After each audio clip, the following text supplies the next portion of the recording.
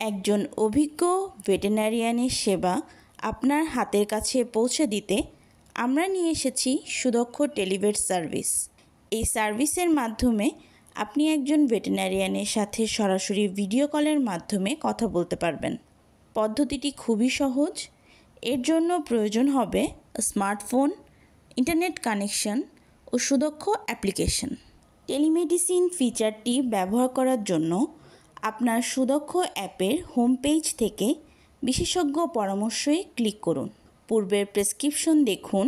এই বাটনে ক্লিক করলে আপনি যদি আগে টেলিমেডিসিন সার্ভিস নিয়ে থাকেন তার তালিকা আসবে। তালিকাতে সেবা গ্রহণের তারিখ, কোন রোগের জন্য সেবা নিয়েছেন এবং কোন ডাক্তার থেকে সেবা নিয়েছেন তা দেখা যাবে।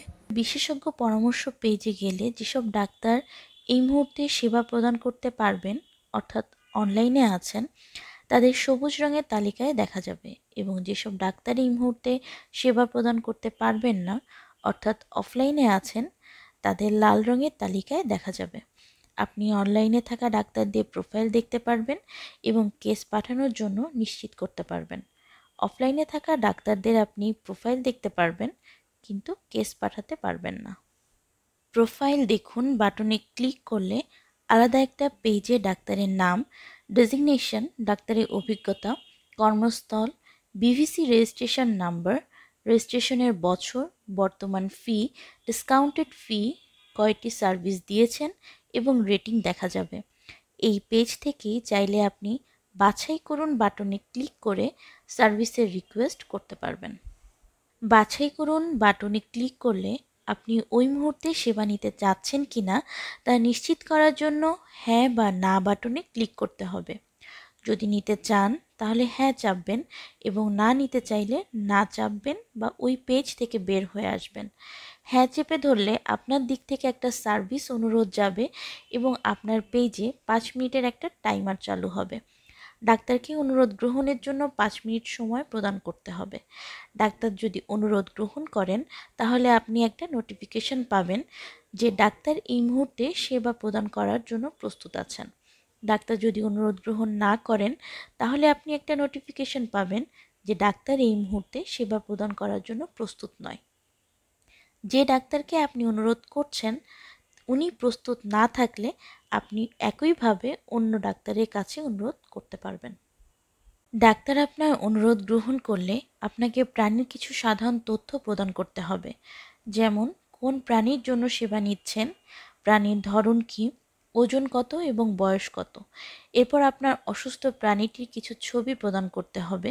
আপনি গ্যালারি থেকে ছবি বাছাই করতে পারেন বা তৎক্ষণাৎ ছবি তুলে দিতে পারেন। ছবি এমনভাবে তুলুন যাতে ডাক্তার দেখে লক্ষণ বুঝতে পারেন। দূর থেকে ছবি ওঠালে বেশিরভাগ সময় স্পষ্টভাবে বোঝা যায় না। এক্ষেত্রে ডাক্তারের রোগ নির্ণয়ে সমস্যা হয়। ছবি যোগ করা হলে আপনাকে ডাক্তারের ফি প্রদানের জন্য একটা আলাদা পেজে নিয়ে যাওয়া হবে। এই পেজ থেকে আপনি কিভাবে ফি প্রদান করতে চান তা বাছাই করুন। বিকাশ, নগদ, রকেট ইত্যাদি উপায়ে আপনি ডাক্তারি ফি প্রদান করতে পারবেন। যে উপায়ে আপনি ফি প্রদান করতে চান তা বাছাই করুন এবং নিচে ফি লেখা বাটনে ক্লিক করুন। এরপর আপনার যে নাম্বারে ওই অ্যাকাউন্ট আছে তা লিখুন। যেমন আপনি বিকাশে যদি ফি প্রদান করতে চান তাহলে আপনার যে মোবাইল নাম্বারে বিকাশ অ্যাকাউন্ট আছে সেটা লিখুন। এরপর আপনার ওই নাম্বারে একটা ওটিপি আসবে। মেসেজের মাধ্যমে আপনার যে ওটিপি আসবে তা ভেরিফিকেশন কোডের শূন্যস্থানে দিন। সঠিক কোড দিলে আপনাকে অন্য পেজে নিয়ে যাওয়া হবে যেখানে আপনার ওই অ্যাকাউন্টে পিন প্রদান করতে হবে। এরপর সিস্টেম থেকে আপনাকে জানানো হবে যে আপনার ফি প্রদান করা হয়েছে এবং আপনাকে অপেক্ষা করতে অনুরোধ করা হবে। ডাক্তার কিছুক্ষণের মধ্যে আপনাকে ভিডিও কল করবেন। ডাক্তারের সাথে কথা বলার সময় ডাক্তার যদি প্রাণীকে দেখতে চায় তাহলে আপনার স্ক্রিনের ক্যামেরা ঘুরান অপশনে ক্লিক করে প্রাণীটিকে দেখাতে পারবেন। এরপর ডাক্তারের সাথে কথা বলে নিন এবং প্রাণীর সকল সমস্যার কথা বুঝিয়ে বলুন। ডাক্তারের সাথে কথা বলার শেষে ডাক্তার কিছুক্ষণের মধ্যে আপনাকে প্রেসক্রিপশন পাঠিয়ে দেবেন। এই প্রেসক্রিপশন আপনার কাছে নোটিফিকেশন আকারে আসবে। এছাড়া পূর্বের প্রেসক্রিপশন দেখুন এই বাটনে ক্লিক করলে আপনি যদি আগে টেলিমেডিসিন সার্ভিস নিয়ে থাকেন তার তালিকা আসবে। তালিকাতে সেবা গ্রহণের তারিখ, কোন রোগের জন্য সেবা নিয়েছেন এবং কোন ডাক্তার থেকে সেবা নিয়েছেন তা দেখা যাবে। কোনো একটি প্রেসক্রিপশনে ক্লিক করলে ডাক্তারের নাম, রেজিস্ট্রেশন নাম্বার, তারিখ, প্রাণীর তথ্য, উপসর্গ, রোগ, কি ঔষধ ব্যবহার করতে হবে এসব উপদেশ দেখা যাবে। কিছু জিনিস সবসময় মনে রাখবেন, যে কোনো সময় আপনার টেলিমেডিসিন সার্ভিস নেওয়ার প্রয়োজন পড়তে পারে। তাই আপনার নগদ এবং বিকাশ অ্যাকাউন্টে সবসময় কিছু টাকা রাখুন। পাশাপাশি বিকাশ ও নগদ এজেন্টকে বলে রাখুন যেন প্রয়োজনের সময় টাকা পাঠাতে পারে। প্রাণী চিকিৎসক নির্বাচনের পর যদি তিনি তার অ্যাপের মাধ্যমে জানান যে তিনি সার্ভিস দেওয়ার জন্য প্রস্তুত নন, সেক্ষেত্রে তাকে পুনরায় সার্ভিসের জন্য অনুরোধ না করাই ভালো। অপেক্ষা না করে অন্য কোনো প্রাণী চিকিৎসক বাছাই করুন। প্রাণী চিকিৎসক ভিডিও কল দেওয়ার আগে নিশ্চিত করুন যে অসুস্থ গবাদি প্রাণীটি একটি আলোকিত জায়গায় অবস্থান করছে। প্রয়োজনে গোয়াল ঘরের বাইরে নিয়ে আসুন।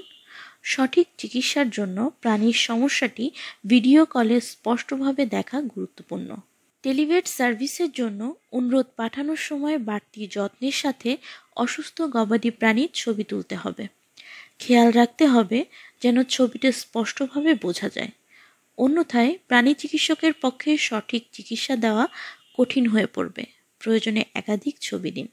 টেলিভেট সার্ভিসের জন্য অনুরোধ পাঠানোর সময় অ্যাপে অসুস্থ প্রাণীটি সম্পর্কে যেসব তথ্য চাওয়া হয় সেগুলো সাবধানতার সাথে সঠিকভাবে প্রদান করুন, অন্যথায় প্রাণী চিকিৎসকের পক্ষে সঠিক চিকিৎসা দেওয়া কঠিন হয়ে পড়বে।